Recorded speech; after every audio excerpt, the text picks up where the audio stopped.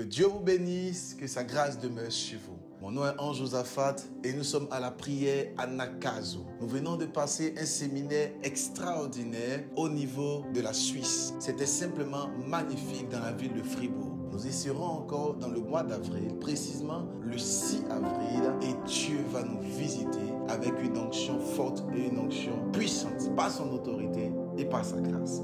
Nous sommes à Nakazo du lundi et l'Esprit de Dieu aimerait nous faire comprendre quelque chose. Nous lisons Matthieu chapitre 14 à partir de son verset 22. La Bible dit, aussitôt après, il obligea les disciples à monter dans la barque et à passer devant lui de l'autre côté, pendant qu'il renverrait la foule. Verset 23. Quand il eut renvoyé la foule, il monta sur la montagne pour prier à l'écart. Et comme il était soir, il était seul. Amen. Dieu bénisse sa parole. La Bible dit ici qu'il y avait un homme qu'on appelait Jésus-Christ. Et Jésus-Christ était avec ses disciples. Il était avec le maximum de personnes et ils étaient en train de faire des miracles. La Bible dit que Jésus-Christ avait changé et il avait multiplié 5 pains et 2 poissons. Donc il avait nourri une foule nombreuse par la grâce et par la puissance du Saint-Esprit. Et plus tard, Christ décide de renvoyer la foule, mais aussi de renvoyer ses disciples. Et on se tente de savoir comment Christ et pourquoi Christ peut renvoyer la foule et renvoyer ses disciples. Sachez-le clairement que les disciples sont le symbole de la gloire et la foule sont le symbole également de l'élévation. Lorsqu'une foule nombreuse est autour d'un homme de Dieu,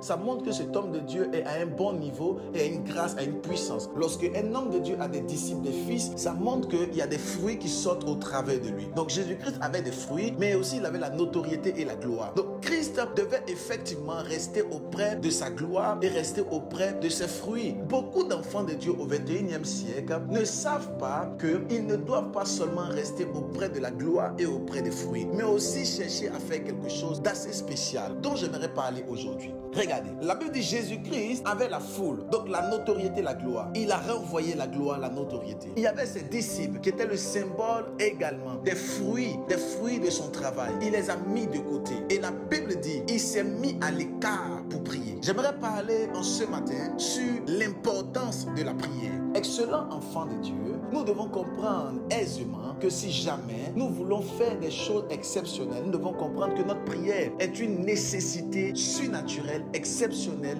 et inébranlable. Nous devons avoir du temps dans la présence de Dieu. Lorsque beaucoup de choses nous submergent, ici en Europe, en Afrique, en Amérique, en Océanie, lorsque nous sommes submergés par plusieurs occupations, par le travail, par la famille, par les amis, par plusieurs autres choses, nous sommes occupés. Nous avons besoin impérativement d'avoir une vie de prière. Nous devons nous mettre à l'écart. Malgré que Jésus-Christ avait la foule nombreuse et qu'il venait de multiplier 5 pains et 2 poissons, Jésus-Christ ne s'est pas appuyé sur ces choses. Malgré que ses disciples étaient auprès de lui, il a renvoyé ses disciples. Il a renvoyé la foule. Et la Bible dit, il a commencé à prier. J'aimerais te poser une question ce matin. Est-ce que tu prends la peine de passer du temps dans la présence de Dieu? Est-ce que tu prends la peine de prier?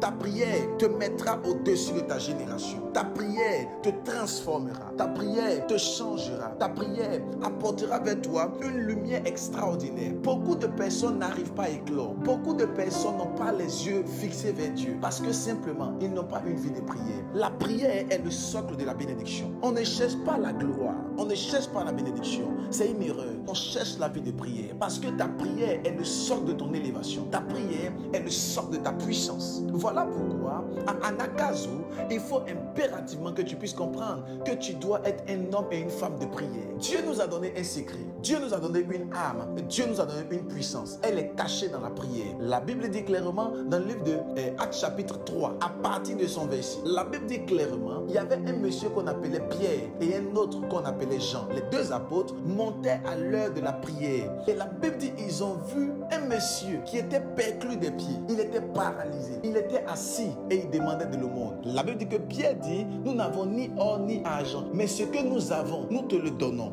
Au nom de Jésus, lève-toi et marche. En d'autres termes, Pierre peut-être n'avaient pas d'argent. Jean n'avait peut-être pas d'argent. Mais ce qu'ils avaient en eux, c'était la vie de prière. C'était Jésus-Christ. Est-ce que tu es capable de dire ces choses? Alors toi, tu regardes ta vie et tu justifies ta vie en fonction des voitures que tu as. Toi, tu justifies ta destinée en fonction des maisons que tu as. Tu justifies ton éclosion en fonction de la gloire financière que tu as. Or, en réalité, tu es plus que cela parce que Christ a payé le prix. Donc, tu dois justifier ton élévation, ton succès en fonction de ton intimité et de ta relation intime avec Dieu. À ce Anakazo du lundi, excellent enfant de Dieu, ta vie de prière doit être une vie de prière étoilée, remplie de puissance et de grâce. Voilà pourquoi j'aimerais prier pour toi. Que l'Éternel fasse sortir de toi tout joug qui t'empêchait d'avoir une vie de prière. Que l'Éternel fasse sortir de toi tout esprit maléfique, tout joug de l'ennemi qui aimerait t'empêcher d'avoir une vie de prière. Que ta vie de prière puisse monter au son de ma voix. Je prie que tu puisses passer 1 heure, 2 heures, 3 heures et 4 heures dans la présence de l'Éternel. Que Dieu te donne une vie de prière extraordinaire et même surnaturelle, afin que tu puisses aller de gloire en gloire, d'élévation en élévation, de succès en succès. Mais God bless you. Que Dieu te bénisse abondamment. Que sa grâce demeure sur toi. N'hésite pas à partager au maximum la prière, à mettre les pouces, à partager, à inviter les personnes à suivre Anakazo Audio sur Apple Store, sur Play Store pour bénir le maximum de personnes. Que Dieu te bénisse et on se retrouve demain à 6 heures. Shalom.